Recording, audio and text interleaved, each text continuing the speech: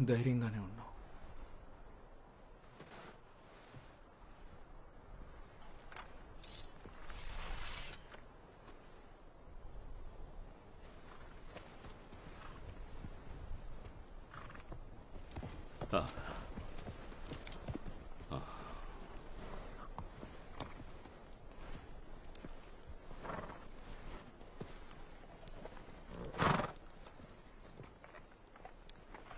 నేనెందుకు అలా చేశానో అర్థమైందా? వెళ్ళిన వాడని జాన్ చెప్పాడు.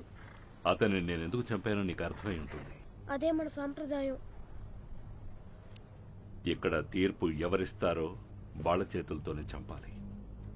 ఆయన వైట్ వాకర్స్ ని చూసారా? ఆ వైట్ వాకర్స్ ఎక్కడి నుంచి వెళ్ళిపోయి 1000 సంవత్సరాలు